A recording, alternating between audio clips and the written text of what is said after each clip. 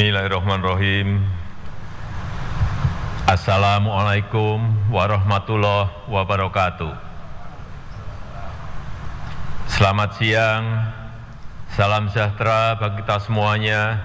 Om Swastiastu, Namo Buddhaya, salam kebajikan.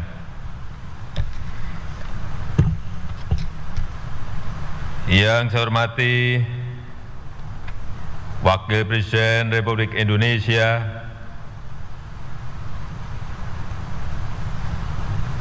yang saya hormati Ketua, Pimpinan dan Anggota Dewan Perwakilan Rakyat Republik Indonesia,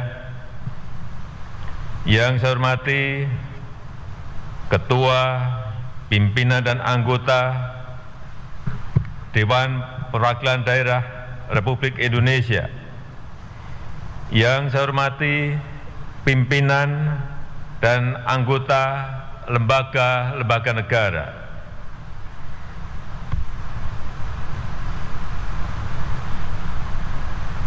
yang saya hormati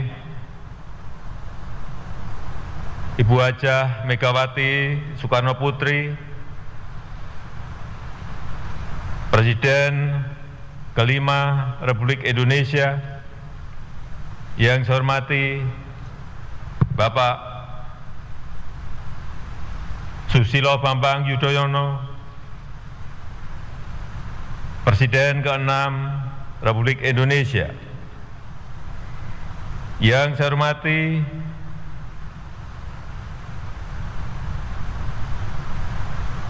para Menteri Kabinet Indonesia Maju, Kepala Lembaga Pemerintahan, Panglima TNI, Kapolri, dan Jaksa Agung, yang saya hormati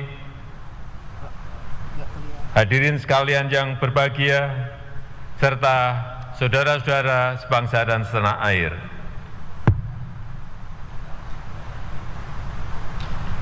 Sampai saat ini, pandemi COVID-19 masih belum berakhir.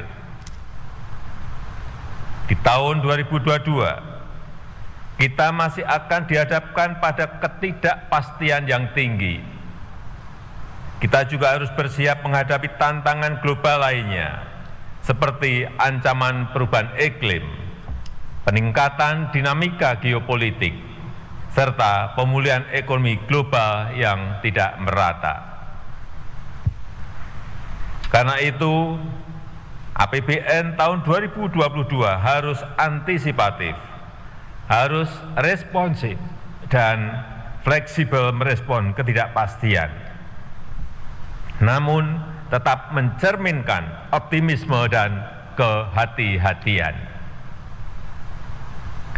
APBN berperan sentral untuk melindungi keselamatan masyarakat dan sekaligus sebagai motor pengungkit pemulihan ekonomi. Sejak awal pandemi, kita telah menggunakan APBN sebagai perangkat kontrasiklus, mengatur keseimbangan rem dan gas, mengendalikan penyebaran COVID-19, melindungi masyarakat yang rentan, dan sekaligus mendorong kelangsungan dunia usaha. Strategi ini membuahkan hasil. Mesin pertumbuhan yang tertahan di awal pandemi sudah mulai bergerak. Di kuartal kedua 2021 kita mampu tumbuh 7,07% year on year, dan tingkat inflasi yang terkendali di angka 1,52% year on year. Capaian ini harus terus dijaga momentumnya. Reformasi struktural harus terus diperkuat. Undang-Undang Cipta Kerja, Lembaga Pengelola Investasi (INA), dan sistem OSS berbasis risiko adalah lompatan kemajuan yang dampaknya bukan hanya pada peningkatan produktivitas, peningkatan daya saing investasi, dan peningkatan ekspor, tapi juga pada penciptaan lapangan kerja yang berkualitas dan pemulihan ekonomi yang berkelanjutan. Hadirin yang saya muliakan, dengan berpijak pada strategi tersebut, pemerintah mengusung tema kebijakan fiskal tahun 2022 yaitu pemulihan ekonomi dan reformasi struktural. Pemulihan sosial ekonomi akan terus dimantapkan sebagai penguatan fondasi untuk mendukung pelaksanaan reformasi struktural secara optimal. Reformasi struktural merupakan hal yang sangat fundamental untuk pemulihan dan akselerasi pertumbuhan ekonomi pasca pandemi. Karena Indonesia bukan hanya harus tumbuh, tapi tumbuh dengan cepat dan berkelanjutan. Untuk itu, produktivitas harus ditingkatkan. Produktivitas akan bisa meningkat bila kualitas SDM membaik. Diperkuat oleh konektivitas yang semakin merata, pembangunan infrastruktur yang dipercepat, termasuk infrastruktur digital, energi, dan pangan untuk mendorong industrialisasi, serta dukungan ekosistem hukum dan birokrasi yang kondusif bagi dunia usaha. Ketua, pimpinan, dan anggota Dewan yang saya hormati, dengan berpijak pada kebijakan reformasi struktural, serta memperhitungkan dinamika pandemi COVID-19 di Indonesia, asumsi indikator ekonomi makro yang kami pergunakan di tahun 2022 adalah sebagai berikut.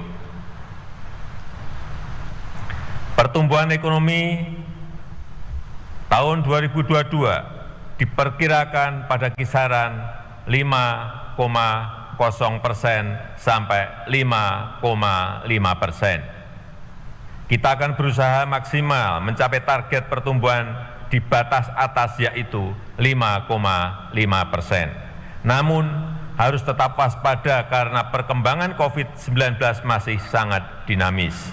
Kita akan menggunakan seluruh sumber daya, analisis ilmiah, dan pandangan para ahli untuk terus mengendalikan pandemi COVID-19. Dengan demikian, pemulihan ekonomi dan kesejahteraan sosial dapat dijaga serta terus dipercepat dan diperkuat. Tingkat pertumbuhan ekonomi ini juga menggambarkan proyeksi pemulihan yang cukup kuat, didukung oleh pertumbuhan investasi dan ekspor sebagai dampak pelaksanaan reformasi struktural. Namun, kewaspadaan tetap diperlukan, mengingat ketidakpastian global dan domestik dapat menyumbang risiko-risiko bagi pertumbuhan ekonomi ke depan. Inflasi akan tetap terjaga pada tingkat 3%, menggambarkan kenaikan sisi permintaan, baik karena pemulihan ekonomi maupun perbaikan daya beli masyarakat. Rupiah diperkirakan bergerak pada kisaran 14.350 rupiah per US dollar. Dan suku bunga surat utang negara 10 tahun diperkirakan sekitar 6,82%. Mencerminkan fundamental ekonomi Indonesia dan pengaruh dinamika global.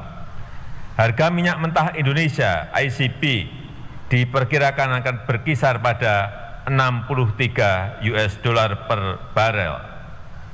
Lifting minyak, gas, dan bumi diperkirakan masing-masing mencapai 703.000 barel dan 1.036.000 barel setara minyak per hari. Ketua, pimpinan, dan anggota Dewan yang saya hormati, dengan mencermati dinamika perekonomian dan perkembangan penanganan COVID-19, arsitektur kebijakan fiskal harus antisipatif dan responsif, dengan tetap menjaga keseimbangan antara kemampuan kontrasiklus dengan upaya pengendalian risiko, agar keberlanjutan fiskal jangka panjang tetap dapat terjaga. Karena itu, konsolidasi dan reformasi fiskal harus terus dilakukan secara menyeluruh, bertahap, dan terukur, meliputi penguatan sisi penerimaan negara dan perbaikan sisi belanja, serta pengelolaan pembiayaan yang prudent, yang hati-hati, untuk mewujudkan pengelolaan fiskal yang lebih sehat, berdaya tahan, dan mampu menjaga stabilitas perekonomian ke depan. Konsolidasi fiskal tahun 2022 akan lebih fokus untuk mendukung pelaksanaan reformasi struktural, terutama akselerasi pembangunan SDM melalui reformasi bidang kesehatan, perlindungan sosial, dan pendidikan. Reformasi struktural juga diarahkan untuk perbaikan fondasi ekonomi melalui reformasi regulasi dan birokrasi serta dukungan sektoral yang mendorong pertumbuhan. Pemerintah juga melanjutkan komitmen menurunkan kemiskinan, terutama penghapusan kemiskinan ekstrem dan mengurangi ketimpangan sosial. Reformasi fiskal juga terus dijalankan melalui optimalisasi pendapatan, penguatan belanja berkualitas, serta inovasi pembiayaan. Upaya optimalisasi pendapatan ditempuh melalui penggalian potensi, perluasan basis perpajakan, peningkatan kepatuhan wajib pajak, dan optimalisasi pengelolaan aset serta inovasi layanan. Dengan demikian, angka rasio perpajakan dapat diperbaiki untuk penguatan ruang fiskal dengan tetap melindungi kepentingan rakyat kecil. Upaya penguatan belanja berkualitas dilakukan melalui pengendalian belanja agar lebih efisien, lebih produktif, dan menghasilkan multiplier efek yang kuat terhadap perekonomian, serta efektif untuk mendukung program prioritas dan peningkatan kesejahteraan masyarakat. Inovasi di sisi pembiayaan difokuskan untuk mendorong pembiayaan yang fleksibel dan kehati-hatian melalui kerjasama pemerintah dan badan usaha yang lebih terintegrasi dalam pembiayaan infrastruktur, penguatan peran lembaga pengelola investasi, serta pendalaman pasar obligasi negara. Selain itu, kebijakan fiskal tahun 2022 juga diarahkan untuk memberikan fondasi yang kokoh untuk konsolidasi fiskal menuju ke defisit maksimal 3% terhadap produk domestik bruto pada tahun 2023. Ketua, pimpinan, dan anggota Dewan yang saya hormati, pada tahun 2022 pemerintah merencanakan kebijakan fiskal yang tetap ekspansif guna mendukung percepatan pemulihan sosial ekonomi, namun juga konsolidatif untuk menyehatkan APBN dengan penguatan reformasi struktural. Karena itu pemerintah menyampaikan 6 fokus utama dalam kebijakan APBN tahun 2022. Pertama, melanjutkan upaya pengendalian COVID-19 dengan tetap memprioritaskan sektor kesehatan. Kedua, menjaga keberlanjutan program perlindungan sosial bagi masyarakat miskin dan rentan. Ketiga, memperkuat agenda peningkatan SDM yang unggul, berintegritas, dan berdaya saing. Yang keempat, melanjutkan pembangunan infrastruktur dan meningkatkan kemampuan adaptasi teknologi. Kelima, penguatan desentralisasi fiskal untuk peningkatan dan pemerataan kesejahteraan antar daerah. Keenam, melanjutkan reformasi penganggaran dengan menerapkan zero-based budgeting untuk mendorong agar belanja lebih efisien, memperkuat sinergi pusat dan daerah, fokus terhadap program prioritas dan berbasis hasil, serta antisipat terhadap kondisi ketidakpastian. Hadirin yang saya muliakan, belanja negara dalam RAPBN 2022 direncanakan sebesar 2.708,7 triliun rupiah yang meliputi belanja pemerintah pusat sebesar 1.938,3 triliun rupiah serta transfer ke daerah dan dana desa sebesar 770,4 triliun rupiah. Anggaran kesehatan direncanakan sebesar 255,3 triliun rupiah atau 9,4% dari belanja negara. Anggaran tersebut akan diarahkan untuk melanjutkan penanganan pandemi, reformasi sistem kesehatan, dan percepatan penurunan stunting, serta kesinambungan program JKN. Untuk penanganan COVID-19, fokus pemerintah antara lain antisipasi risiko dampak COVID-19 dengan testing, tracing, dan treatment, melanjutkan program vaksinasi COVID-19, serta penguatan sosialisasi dan pengawasan protokol kesehatan. Kita harus bisa memanfaatkan pandemi sebagai momentum untuk perbaikan dan reformasi sistem kesehatan Indonesia. Kita harus mampu membangun produksi vaksin sendiri dan mendorong berkembangnya industri farmasi yang kuat dan kompetitif. Kita juga harus membenahi fasilitas layanan kesehatan dari hulu sampai hilir, dari pusat hingga ke daerah, transformasi layanan primer, layanan rujukan, peningkatan ketahanan kesehatan, peningkatan kualitas dan redistribusi tenaga kesehatan, serta pengembangan teknologi informasi dalam layanan kesehatan. Pemerintah juga menjaga kesinambungan program JKN serta meningkatkan kualitas layanan JKN. Selanjutnya, percepatan penurunan stunting dilakukan melalui perluasan cakupan seluruh kabupaten kota di Indonesia dengan penguatan sinergi berbagai institusi. Anggaran perlindungan sosial dialokasikan sebesar 427,5 triliun rupiah untuk membantu masyarakat miskin dan rentan memenuhi kebutuhan dasarnya, dan dalam jangka panjang diharapkan akan mampu memotong rantai kemiskinan. Sejalan dengan hal tersebut, untuk mendukung reformasi program perlindungan sosial yang diarahkan pada melanjutkan penyempurnaan data terpadu kesejahteraan sosial di TKS dan mensinergikan dengan berbagai data terkait, mendukung reformasi perlindungan sosial secara bertahap dan terukur, mendukung program jaminan kehilangan pekerjaan sesuai dengan Undang-Undang Cipta Kerja, serta peningkatan kualitas implementasi perlindungan sosial dan pengembangan skema perlindungan sosial adaptif. Untuk peningkatan produktivitas dan kualitas SDM disiapkan anggaran pendidikan sebesar 541,7 triliun rupiah.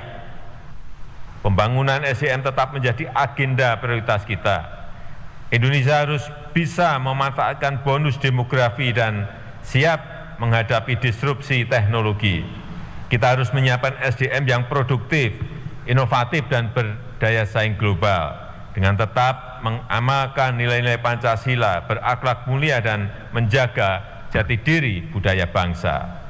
Kebijakan diarahkan untuk melanjutkan reformasi pendidikan dengan penekanan pada 3 hal: peningkatan kualitas SDM melalui penguatan PAUD dan sekolah penggerak, pemerataan sarana prasarana pendidikan, serta menyelesaikan mismatch pendidikan dengan penguatan pendidikan vokasi, pengembangan riset, terapan, dan inovasi yang tersambung dengan industri dan masyarakat, program magang dan teaching industry, serta pelaksanaan program Merdeka Belajar.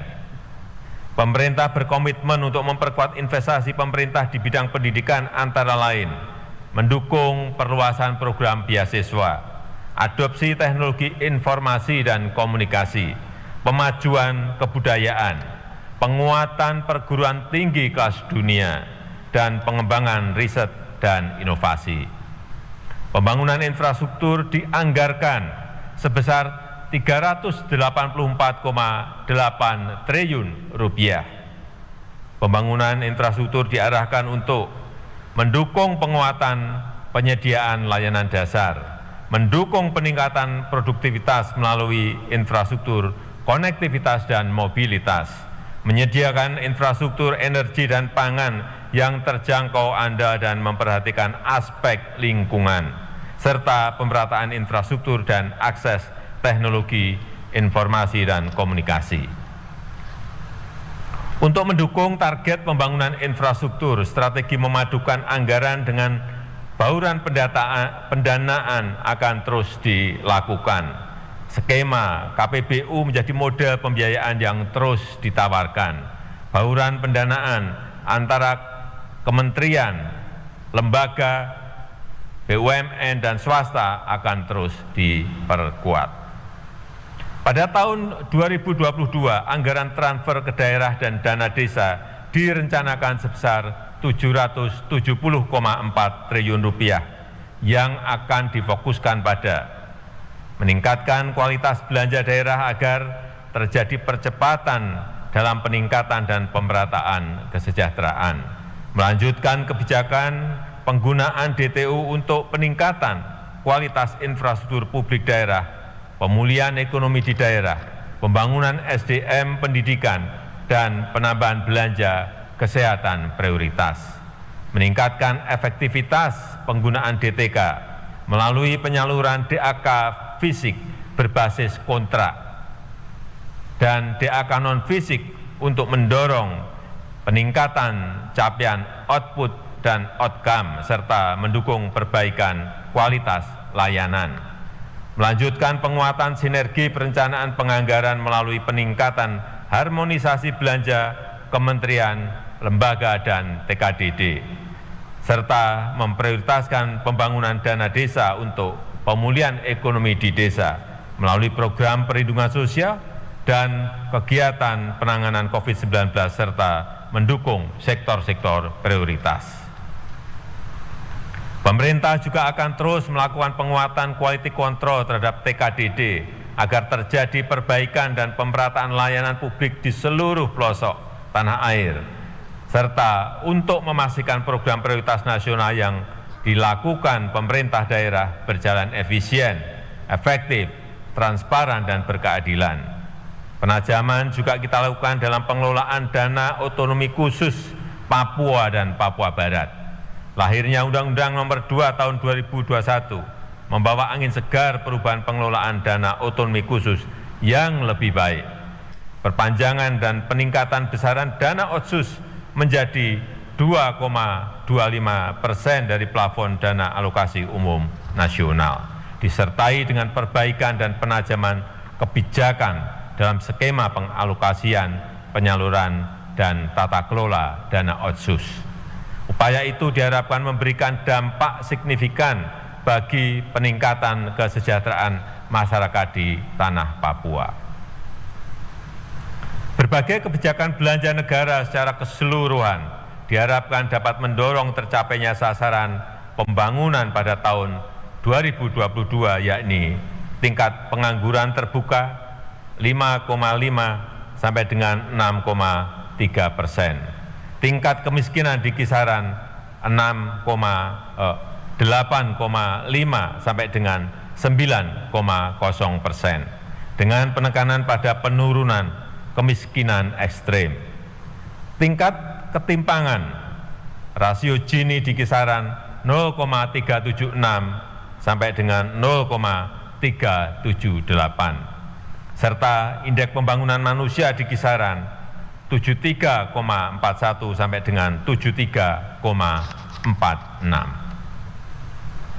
Ketua, pimpinan, dan para anggota Dewan yang saya hormati, untuk mencapai sasaran pembangunan di atas diperlukan peningkatan pendapatan negara pada tahun 2022 menjadi sebesar Rp1.840,7 triliun yang terdiri dari penerimaan perpajakan sebesar Rp1.506,9 triliun dan penerimaan negara bukan pajak PNBP sebesar Rp333,2 triliun.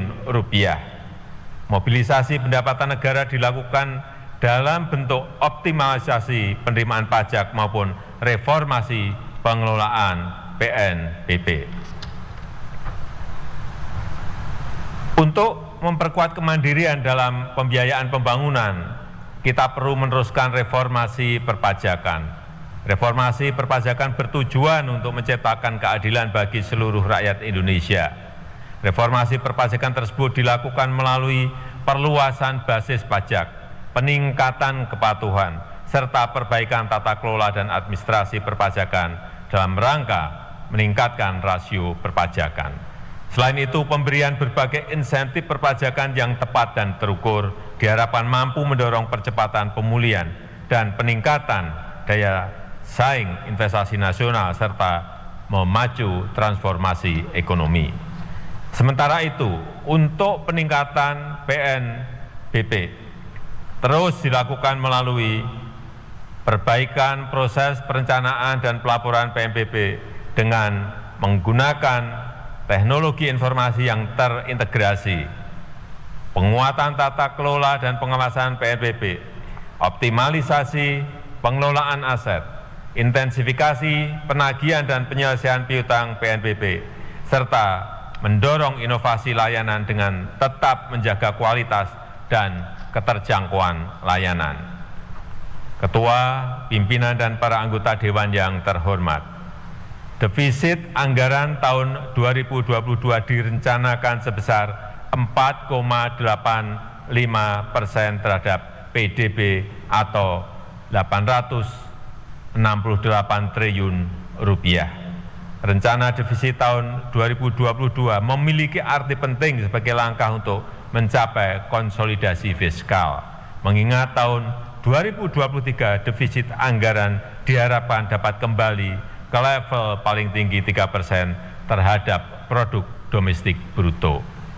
Defisit anggaran tahun 2022 akan dibiayai dengan memanfaatkan sumber-sumber pembiayaan yang aman dan dikelola secara hati-hati dengan menjaga keberlanjutan fiskal. Komitmen untuk menjaga keberlanjutan fiskal dilakukan agar tingkat utang dalam batas yang terkendali. Hadirin yang saya muliakan,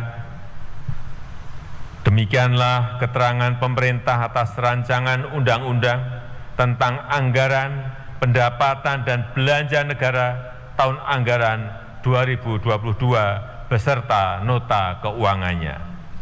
Besar harapan kami, pembahasan RAPBN tahun 2022 dapat dilakukan secara konstruktif demi mewujudkan Indonesia maju berdasarkan Pancasila dan Undang-Undang Dasar 1945.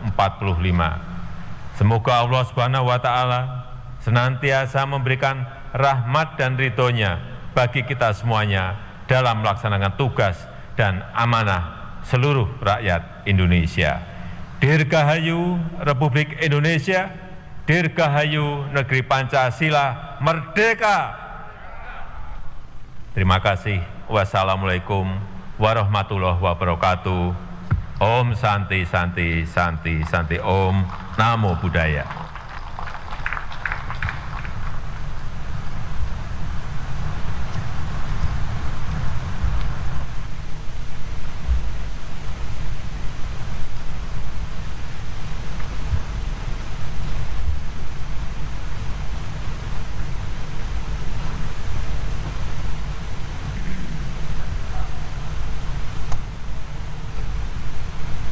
Persiapan penyampaian rancangan undang-undang tentang anggaran pendapatan dan belanja negara tahun anggaran 2022 dan nota keuangan beserta dokumen pendukungnya dari Presiden Republik Indonesia kepada Ketua DPR RI dilanjutkan dengan penyampaian permintaan pertimbangan DPD RI atas rancangan undang-undang tentang anggaran pendapatan dan belanja negara dan nota keuangan beserta dokumen pendukungnya dari Ketua DPR RI kepada Ketua DPD RI. Ketua DPR RI dan Ketua DPD RI, kami silakan menempati tempat yang telah ditentukan. Karena pakaian Bali kan bawa. Ribet-ribet gila ya, Bu. Tega banget. Capek.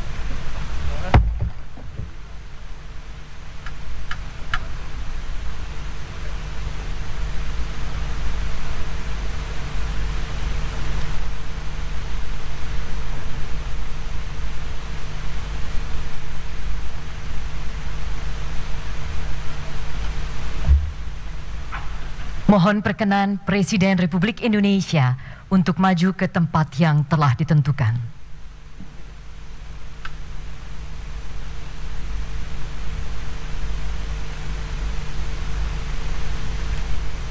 Penyampaian Rancangan Undang-Undang tentang Anggaran Pendapatan dan Belanja Negara Tahun Anggaran 2022 dan Nota Keuangan beserta dokumen pendukungnya dari Presiden Republik Indonesia dan berita acara serah terima dokumen dari Presiden Republik Indonesia kepada Ketua DPR RI.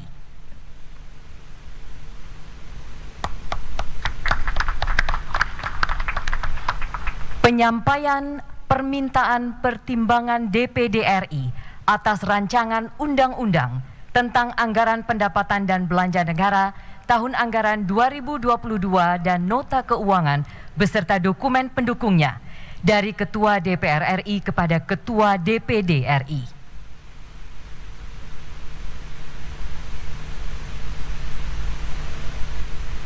Presiden Republik Indonesia, Ketua DPR RI dan Ketua DPD RI, kami silakan kembali ke tempat semula.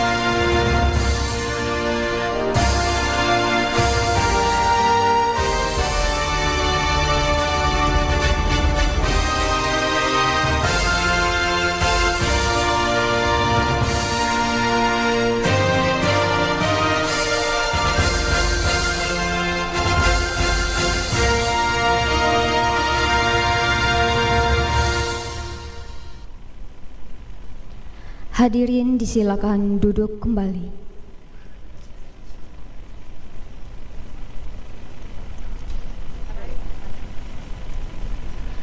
Rapat paripurna ditutup oleh Ketua DPRD Kabupaten Muaro Jambi. Kepada yang terhormat Bapak Yuli Setia Bakti, kami silakan.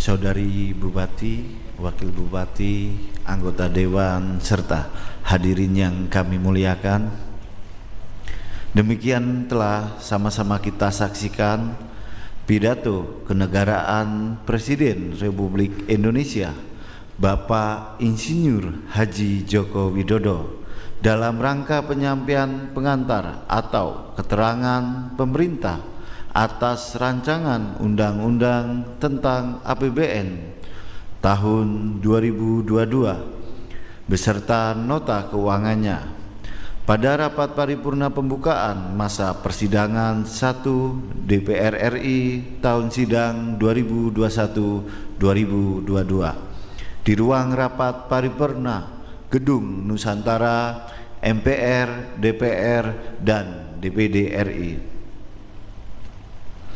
Mudah-mudahan apa yang telah kita saksikan bersama tadi dapat menjadi petunjuk dan pedoman kita dalam melaksanakan tugas dan kewajiban kita masing-masing. Sebelum acara rapat paripurna ini ditutup, melalui momentum peringatan hari ulang tahun ke-76 kemerdekaan Republik Indonesia tahun 2021, perkenankanlah kami mengajak kepada kita semua untuk menerapkan dan mensukseskan tema peringatan Hari Ulang Tahun Republik Indonesia ke-76, yaitu Indonesia Tangguh, Indonesia Tumbuh. Sidang Dewan serta hadirin hadirat yang berbahagia, Demikianlah seluruh rangkaian acara rapat paripurna pada hari ini. Terima kasih atas perhatian dan kehadirannya. Mohon maaf yang sebesar-besarnya apabila dalam penyelenggaraan sidang dewan ini ada hal-hal yang kurang berkenan di hati Bapak, Ibu, saudara-saudari, para undangan, dan hadirin sekalian yang kami hormati. Dengan mengucapkan Alhamdulillahirabbil alamin, rapat paripurna Dewan Perwakilan Rakyat Daerah Kabupaten Muaro Jambi pada hari ini dengan resmi saya nyatakan ditutup.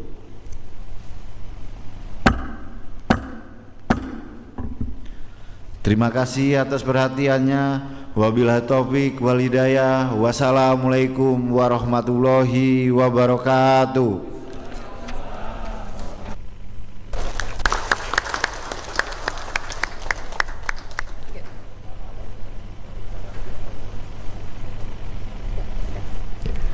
Demikianlah rapat paripurna Dewan Perwakilan Rakyat Daerah Kabupaten Muaro Jambi dalam rangka penyampaian pengantar atau keterangan pemerintah atas rancangan undang-undang tentang APBN tahun anggaran 2022 beserta nota keuangannya.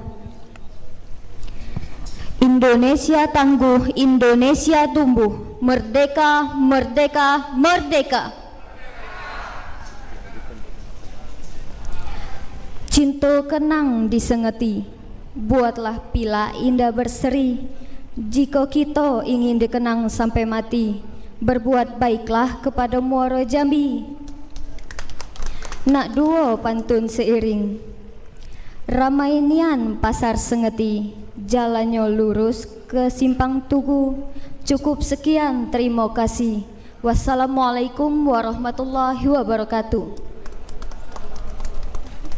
Ya, baik pemirsa, baru saja kita laksanakan bersama rapat paripurna di mana tentunya anggota DPRD Muaro Jambi beserta Bupati beserta unsur Forkopimda juga telah menyaksikan bagaimana jalannya rapat paripurna dari DPR RI tentang rancangan undang-undang APBN tahun 2022. Barangkali tanggapan dari Bupati Muaro Jambi, Bu, untuk rancangan APBN dan untuk khususnya Kabupaten Muaro Jambi seperti apa?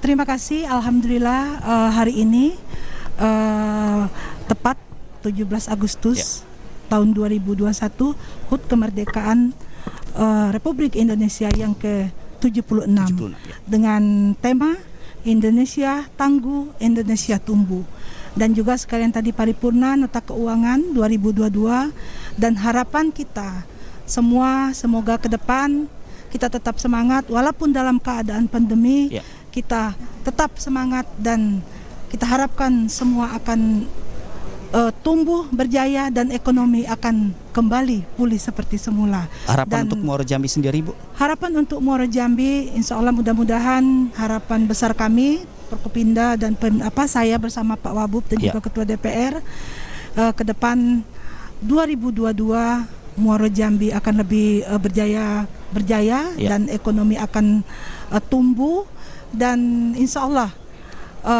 COVID-19 cepat berlalu. Ya, baik, terima kasih kami ucapkan kepada Bupati Muaro Jambi, Bu Hajah Masnah Busro SEMTRI IP. Kami persilakan kepada Ketua DPRD Muaro Jambi, Pak Yuli Setia Bakti. Harapan Pak untuk 17 Agustus sendiri ini untuk Kabupaten Muaro Jambi pada khususnya.